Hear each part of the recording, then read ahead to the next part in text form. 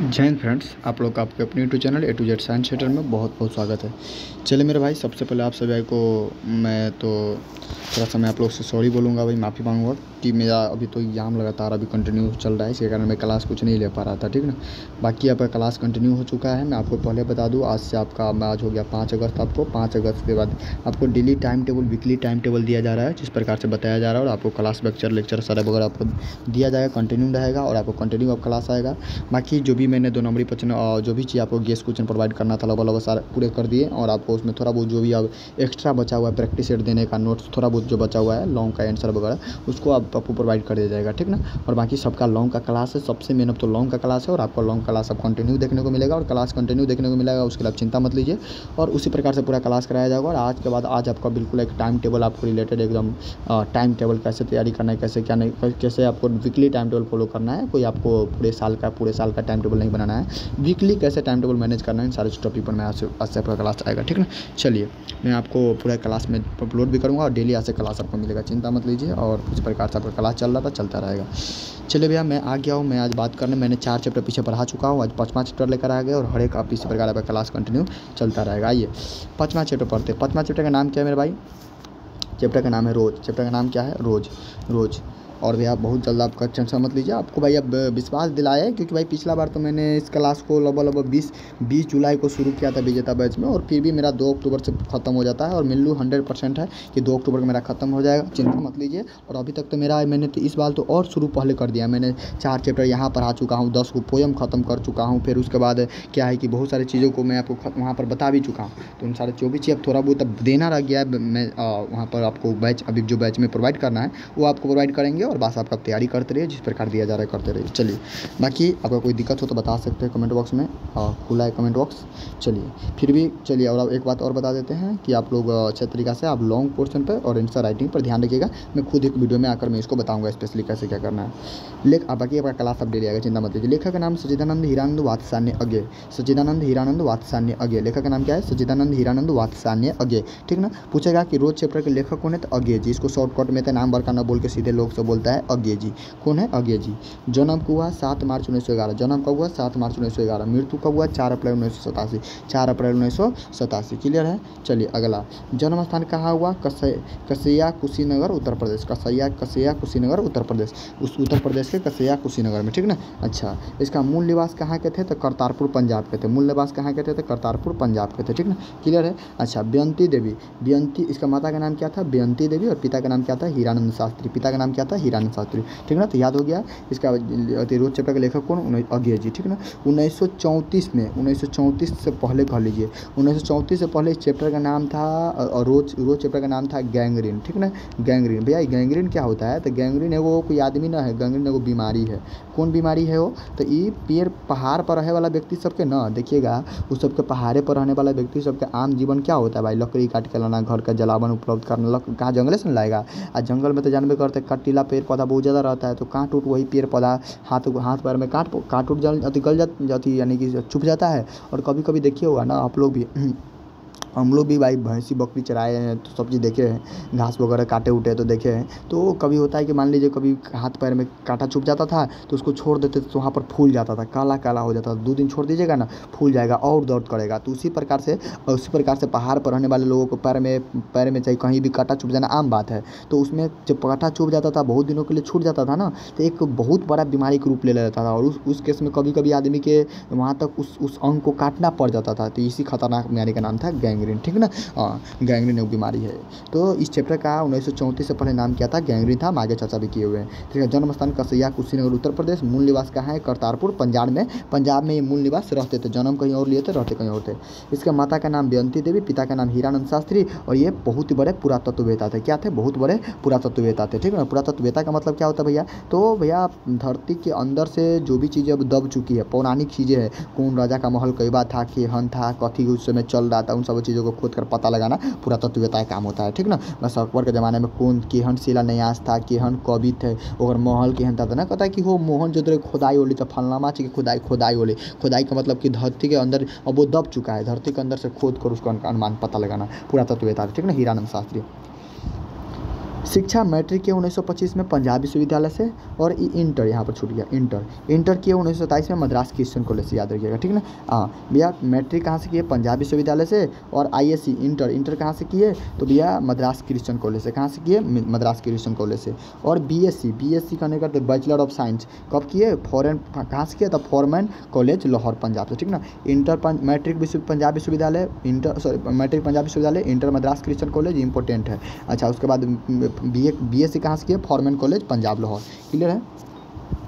इन्हें संस्कृत, अंग्रेजी, हिंदी, फारसी, तमिल का भी ज्ञान था, इतना भाषा ज्ञान था। संस्कृत जानते थे, अंग्रेजी जानते थे, हिंदी जानते थे, फारसी जानते थे, तमिल जानते थे, सारा भाषा का उनको ज्ञान था, ठीक ना। अगला, इन्हें विजिटिंग प्रोफेसर के रूप में आमंत्रित किया जाता था। भाई विजिटिंग प्रोफेसर क्या होता है? विजिटिंग में होता है कहीं जाकर मिलना, समझ लीजिए, होता है ना। कभी कभी स्कूल में 15 अगस्त होता है तो कहता है कि आज आपके सबसे खास मेहमान स्कूल में कौन है? तो कहीं दूसरा से कोई मुखिया जी को बुलाते हैं कि ना, गाँव देहात में मुखिया जी आएगा, अपन झंडा फहराएगा, नाश्ता प्लेट करेगा, चल देगा, ठीक ना। हाँ, वही बात होता है। तो भैया उसी प्रकार से हर एक, मान लीजिए कि कोई भी आपको कोई भी अच्छे अफसर पर इसे बुलाया जाता था, और एक विजिटिंग प्रोफेसर के रूप में, बहुत बड़े पढ़े लिखे थे, बहुत बड़े ज्ञानी थे, इनको पूरे एशिया में विजिटिंग प्रोफेसर कहने करते अपना कोई चीज़ के किसी को कहीं पर कोई चीज़ का स्थापना करना है, या कोई चीज़ को शुभारंभ करना है, या किसी चीज़ को विशेष खास अवसर पर उसको बुलाया जाता था। विजिटिंग प्रोफेसर का मतलब वही होता है, ठीक ना। हाँ, तो इसे विजिटिंग प्रोफेसर के रूप में बुलाया जाता था। कहीं जाकर कहीं आपको किसी कॉलेज में होता है ना, नहीं कहता है कि आपके कॉलेज में आज ये नया आदमी आया है, आपसे बातचीत करने, आपसे मिलने आता है ना कभी कभी कोई, तो उसी को बोलते हैं विजिटिंग प्रोफेसर। तो विजिटिंग तो ये प्रोफेसर के पद पर थे, तो इसे विजिटिंग प्रोफेसर के रूप में बुलाया जाता था। बच्चों को मोटिवेट करने या थोड़ा बहुत जो भी आपको कोई चीज़ का स्थापना दिवस स्थापना करना या कोई भी चीज़ काम हो तो उसमें इसे पुरस्कार दिया गया। यहाँ पर साहित्य छूट गया। साहित्य अकादमी पुरस्कार, भारतीय ज्ञानपीठ और सुगरा पुरस्कार इसे कहाँ से दिया गया? कौन देश से दिया? कहाँ से मिला था? यूगोस्लाविया देश से मिला था। सुगरा पुरस्कार इसे कौन दिया था? यूगोस्लाविया देश से मिला था। सुगरा पुरस्कार कहाँ से मिला था? यूगोस्लाविया से मिला था। क्लियर है। चलिए, बचपन में खेलने के लिए इंद्र सभा नाटक का लिखा। इन्होंने बचपन में खेलने के लिए एक नाटक का रचना किया जिसका नाम था इंद्र सभा, ठीक ना। बचपन में इन्होंने खेलने के लिए एक नाटक लिखा जिसका नाम क्या था? इंद्र सभा। क्लियर है। घर से हस्तलिखित पत्रिका ये निकालते थे जिसका नाम था आनंद बंधु। क्या नाम था? आनंद बंधु। घर से हस्तलिखित पत्रिका निकालते थे जिसका नाम क्या था? आनंद बंधु, ठीक ना। जिसका नाम क्या था? आनंद बंधु, याद रखिएगा। घर से हस्तलिखित पत्रिका निकालते थे जिसका नाम क्या था? आनंद बंधु। तो घर से हस्तलिखित पत्रिका निकालते थे जिसका नाम था आनंद बंधु। देखिए, इससे पहले आपको कुछ पत्रिका के बारे में बताए हैं, आपको पता है कहाँ से निकालता था? बताइए तो। हिंदी प्रदीप कौन निकाला? हिंदी प्रदीप का लेखक कौन है? तो भैया बालकृष्ण वर्मा। तो कौन केकर पत्रिका? बहुत इंपॉर्टेंट, याद रखिएगा। और गे जी का घर से निकालना, घर से हाथ से लिखकर पत्रिका निकालते थे, उसका नाम क्या था? आनंद बंधु। क्लियर है। एक कुछ रचना है। रचना में देखिए, एक कहानी होता है, एक उपन्यास होता है। उपन्यास करने का तो छोटे छोटे कहानियों का संग्रह होता है। एक नाटक होता है, एक कविता भी होता है। तो इसका कुछ कहानी है, कुछ उपन्यास है, कुछ नाटक है, कुछ कविता है। मेन बात यहाँ ही है, आपसे ई कभी कभी नहीं पूछता है कि बताइए अज्ञे जी का रचना कौन है। कभी कभी ये पूछता है, कभी कभी भी पूछता है अज्ञे जी के जो फलनामा रचना है वो कहानी है कि उपन्यास है कि नाटक है, कविता है। तो भैया एना भी पूछता है, तो आपको याद रखिएगा। अज्ञे जी का कहानी दूगो है, एगो लौकती पंडिया, एगो विपत गाथा इंपॉर्टेंट है, ठीक ना। अज्ञे जी के कहानी, एक उपन्यास है जिसका नाम है शेखर एक जीवनी। पूछेगा शेखर एक जीवनी क्या है? तो भैया अज्ञे जी का उपन्यास है। अच्छा, नदी का द्वीप क्या है? तो भैया नदी का द्वीप अज्ञे जी का उपन्यास है। आप पूछेगा ये सब क्या रचना है? तो भैया सब अज्ञे जी को रचना है कि? तो नदी का द्वीप। एक बार हम ये भी पूछे थे कि नदी का द्वीप किसका रचना है? तो भैया नदी का द्वीप किसका रचना है? तो अज्ञे जी का। और क्या है? तो उपन्यास है। उत्तर प्रियदर्शी, ये क्या है? नाटक है। कितनी नावों में कितनी बार? हमने एक बार आप सब सवाल भी पूछे थे शॉर्ट वीडियो में। कितनी नावों में कितनी बार? चाहिए सदा नीरा, चाहिए उसके बाद हरी घास में छानबर, हरी घास में छानबर। ये तीन वो जेकर है ना, कथी कविता। तो पूछेगा बताइए कितनी नावों में कितनी बार, केकर लेखक है? तो किसका रचना है? तो अज्ञे जी का। क्लियर है। पूछेगा कि कितनी नावों में कितनी बार क्या है? तो भैया कविता है। इस बात को भी याद रखिएगा। देखिए, एक चीज़ अब यहाँ से आप याद रखिए, मैं आपको आगे क्लियर करूँगा। तार सप्तक 1943 में, दूसरा सप्तक 1951 में, तीसरा सप्तक 1959 में, चौथा सप्तक 1978 में। देखिए 43 8 कितना? 51, 51 8 कितना? 59, 59 18, 59 कितना? 19, 59 होगा कि? हाँ, 59 और 19, 1978। तब तार सप्तक कितना में? 1943 में। ओकरा 8 बरस दूसरा सप्तक, ओकरा 8 बरस के बाद तीसरा सप्तक, और ओकरा 19 वर्ष के बाद करना चौथा सप्तक। क्लियर है। इस प्रकार से याद रखिए, सब इसी का रचना है और पुरस्कार में सब इसी का रचना है। ये आपको याद रखना है कि कब कौन सप्तक लिखा गया, कि कब कौन सप्तक आया, ठीक ना। रविन्द्रनाथ टैगोर की वो किताब है जिसका नाम है गोरा, उसका इन्होंने हिंदी में अनुवाद किया, ठीक ना। रविन्द्रनाथ टैगोर की किताब जिसका नाम है गोरा, उसका इन्होंने हिंदी में अनुवाद किया। गोरा वो इस मकसद पर लिखा होगा रविन्द्रनाथ टैगोर, क्योंकि अंग्रेज लोग गोरे थे तो उसी लोग को इन्होंने टैग करके लिखा है। तो रविन्द्रनाथ ठाकुर के एक किताब है जिसका नाम है गोरा, उसी को इन्होंने हिंदी में क्या किया था, अनुवाद किया था। ये दूसरा भाषा में होगा, उसी को हिंदी में इन्होंने अनुवाद किया है। अज्ञे जी कवि, कथाकार, विचारक और पत्रकार भी थे। याद रखिएगा, अज्ञे जी क्या थे, कवि भी थे, कथाकार भी थे, विचारक भी थे, पत्रकार भी थे, सारा काम करते थे, ठीक ना। तब पत्रकारिता निकालता था। इसका नाम है आनंद बंधु नाम के दिन अति हस्तलिखित पत्रिका घर से निकालते थे, बड़ा इंपॉर्टेंट है, ठीक ना। तो अज्ञे जी इन सारी चीज़ों करते। अगला, द्वितीय महायुद्ध के दौरान इन्होंने सेना में भी नौकरी की, ठीक ना। द्वितीय महायुद्ध के दौरान इन्होंने सेना में भी नौकरी की। तो आपको कमेंट में बताना है कि ऐसा कौन कवि थे जिन्होंने फर्स्ट वर्ल्ड वार के अर्ली फेज में उन्होंने देशभक्ति से प्रेरित होकर उन्होंने युद्ध में भाग ले लिया। आपको ऑप्शन देते हैं John Donne, John Keats, Walt Whitman और रूपर्ट ब्रूक। आपको पता होगा, अगर हम पढ़ाए अच्छा से पढ़ेंगे तो आपको पता, मैंने पढ़ाया था, ठीक ना। चलिए, तो भैया बाकी आपको क्वेश्चन नहीं समझ में आया तो पीछे बैक करके देख लीजिए, क्वेश्चन समझ लीजिए, इसका आंसर दीजिएगा। द्वितीय महायुद्ध के दौरान सेना में नौकरी की थी इन्होंने। द्वितीय महायुद्ध के दौरान उन्होंने सेना में नौकरी भी की थी। 1934 में रोज कहानी का नाम क्या था, गैंगरीन। 1934 में उससे पहले समझ लीजिए, रोज कहानी का नाम क्या था, गैंगरीन था, लेकिन बाद में इस कहानी का नाम बदल कर क्या कर दिया गया, रोज कर दिया गया, ठीक ना। रोज कहानी का मुख्य पात्र, हाँ आप कहानी के बारे में बेसिक जानकारी था, कवि के बारे में जानकारी था। आप कहानी बात सुनिए। कहानी में एक स्त्री है, इस स्त्री का नाम है मालती।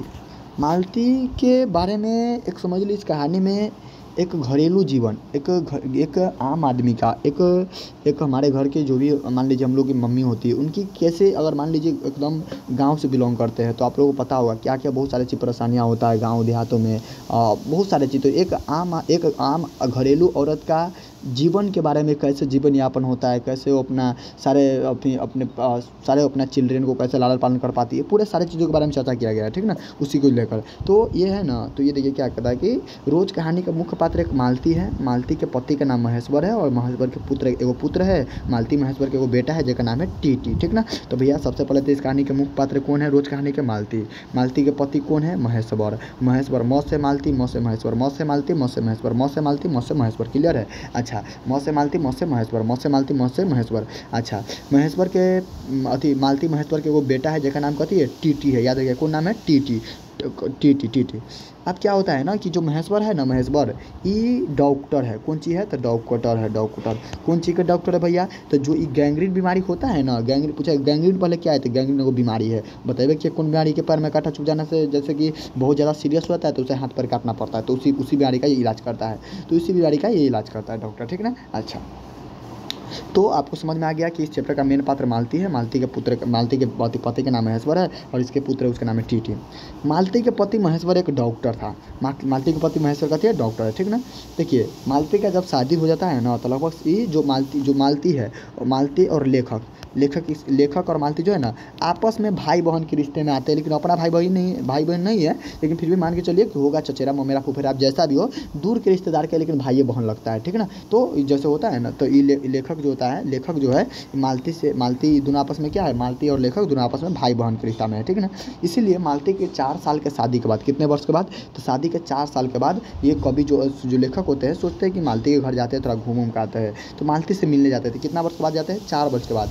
वही समय का आदमी, आपको पता होगा पहले ज़माने का आदमी बहुत दूरों तक पैदल चल जाते हैं भाई। दशरथ माझी तो भाई 1300 किलोमीटर अपना गया गहलौर जिला में, अभी लोग मैं हाल फिलहाल कुछ वहाँ गया था, मेरा काम था, तो मैंने सोचा कि भाई अब मैं आया हूँ तो थोड़ा उन जगह पर घूमूँ। तो मैंने देखा, अभी एक चीज़ मैं आगे बताऊँगा, मैंने घूमा, पहाड़ भी घूमा, बहुत सारी चीज़ें घूमा मैंने, लेकिन एक चीज़ और देखा वहाँ पर, मैं आपको थोड़ा बता दूँ कि मैंने एक चीज़ नोटिस किया भाई। वहाँ पर मैं था और मेरा एक और, समझ लीजिए मेरा दोस्ती फ्रेंड ही है, वो था, दोनों गोटा गए थे।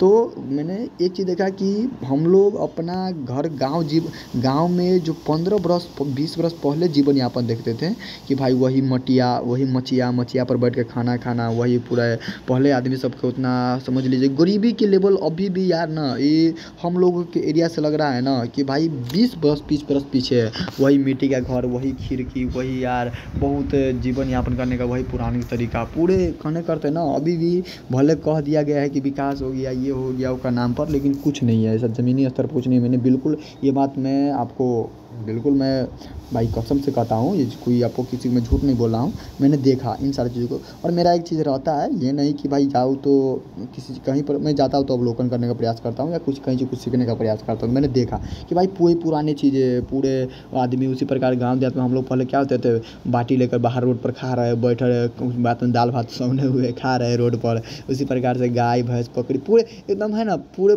पैर क्या कहें 15-20 बरस हम लोग अभी मान के चले, मेरा जब ये 21 भी हो रहा है तो कम से कम तो 15-16 बरस पहले वाला बात सब याद है होगा, क्योंकि 7-8 बरस रहे होंगे उस समय। तो पूरे उस समय के दिन याद आ गए यार, वही मिट्टी का घर, सारे चीज़ें, गाय भैंस पकड़ी, घास भूस, पूरे एकदम पुराना ज़माना वाला। अभी एकदम बिल्कुल विकास नहीं हुआ, बिल्कुल नहीं।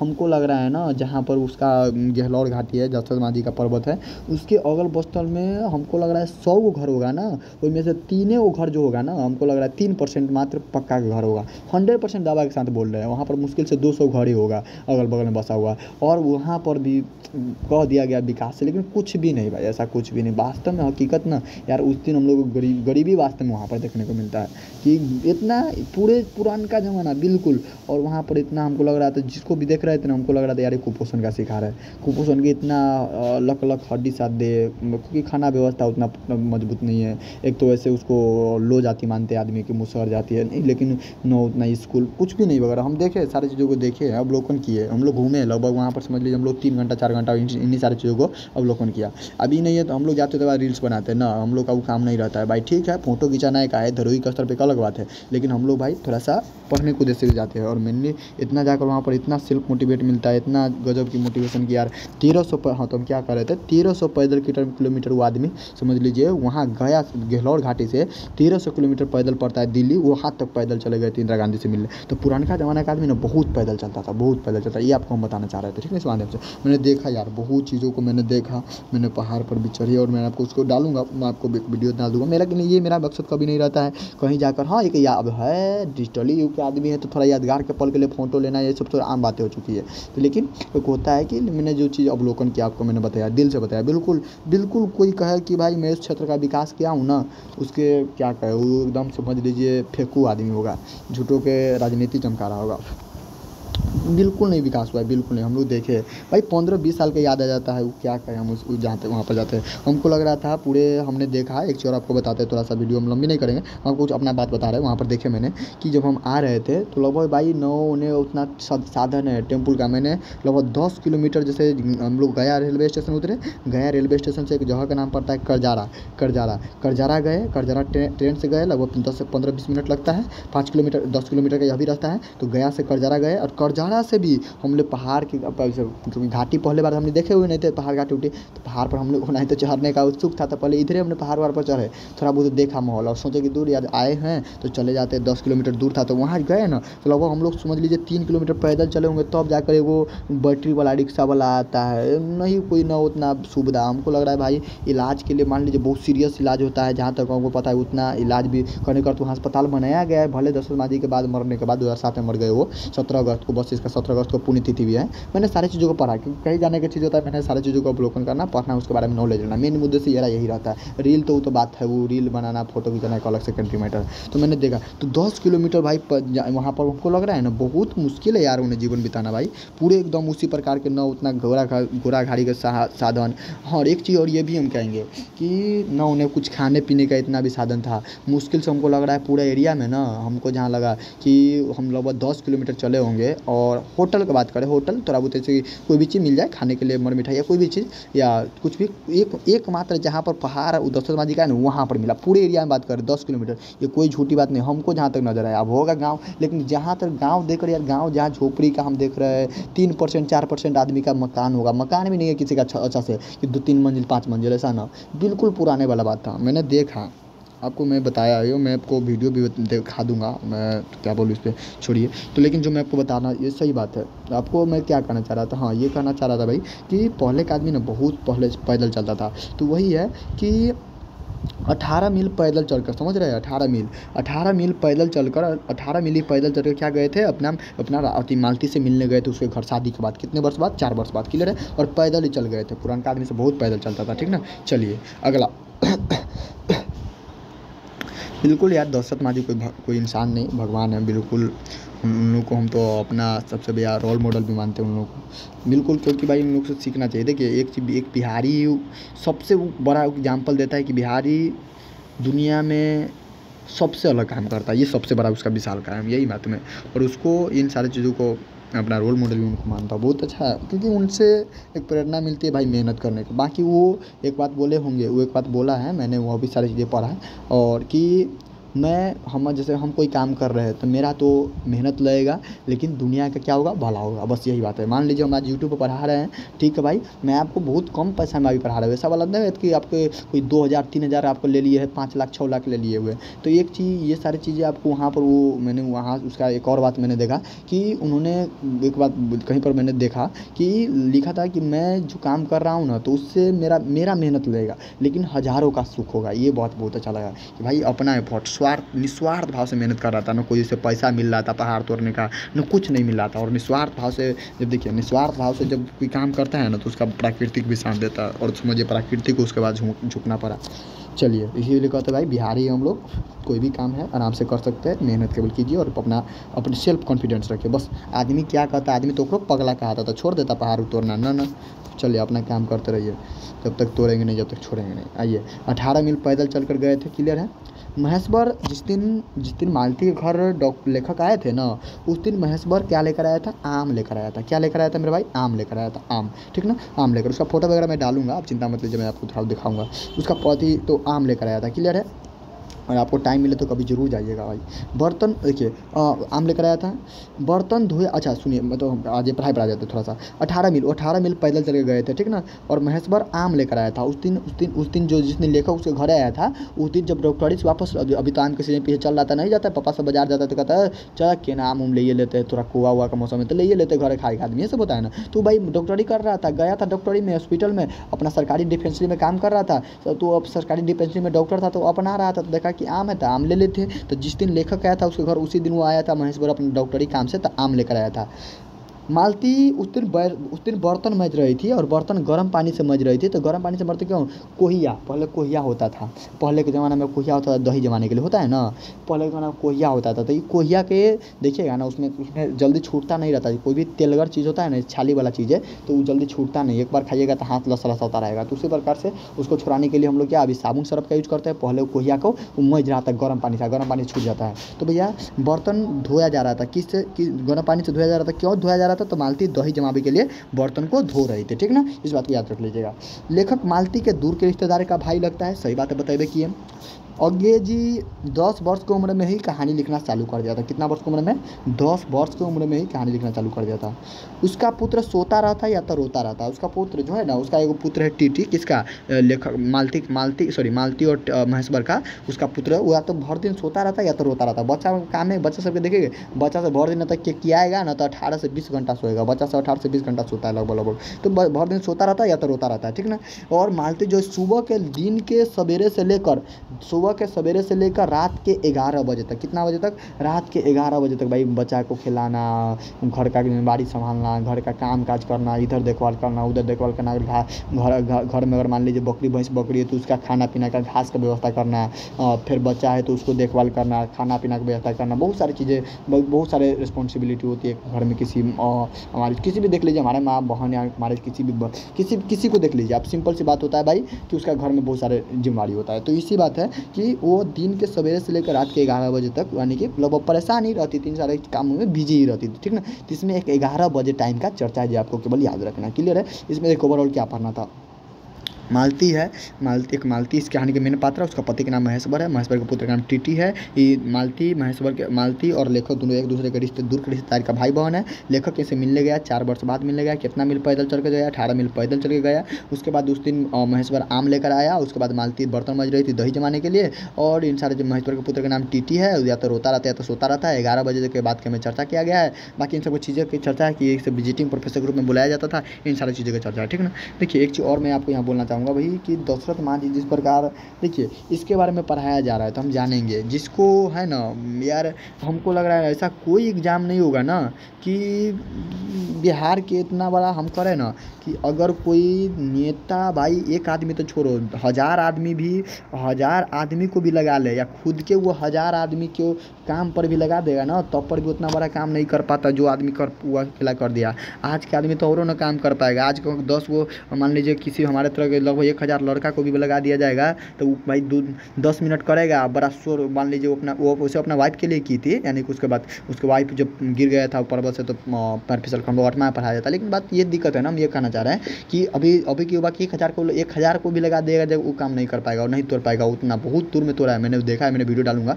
बहुत ऊंचा है, बहुत दूर में काम किया है उतना भाई अकेले। समझिए 6 नहीं होता और 22 वर्ष किसी काम को कंटिन्यू करना ये आम बात नहीं है और पूरे उतना तोड़ दिया भाई। अभी की युवा कर देगा तो 10 मिनट तोड़ेगा, कहेगा दूर मन लग छोटो, इंस्टाग्राम रील चलो, सीधे रील चलाने लगेगा। अगर यानी कि अभी नहीं हो पाएगा। बहुत ही दृढ़ संकल्प काम किया भाई। इसको अब न पढ़ाया जाता है, हम लोग को 8वां पढ़ाया गया, हो गया दूर आप भाई आगे। इसको किसी चीज़ को बिहार के ये वो चीज़ खराबी है सबसे, किसी को इतना अच्छा आदमी को भी हाईलाइट नहीं कर पाया है। समझिए उसको भाई वो इंसान थे ही नहीं, समझ लीजिए। हमको लग रहा है भगवान है एकदम, क्योंकि इतना अच्छा कोई चीज़ अपना के लिए कुछ काम नहीं किए। हाँ, उसको जब सरकार ये भी कहा कि बताइए आपके लिए कुछ, आपके परिवार के लिए कुछ करना है, नहीं, वो परिवार के लिए नहीं कुछ मांगा। वो कहा कि मेरा पूरा देश परिवार है, मैंने तो उसके लिए रोड बना दिया है, वहाँ पर पुल उल, उसके बाद 25 पक्की सड़कें कर दीजिए, उस सब लोगों के लिए मांगा। तो बहुत ही अच्छे अब। लेकिन आदमी को पढ़ाना चाहिए। 12th में एक चैप्टर देता, इस पर क्वेश्चन पूछता था, आदमी उसके बारे में ज़्यादा जानता, वहाँ जानने देखता। मैं जिस दिन गया तो वहाँ पर देखिए स्कूल से बच्चे लोग आए थे देखने के लिए, बहुत सारे आए थे।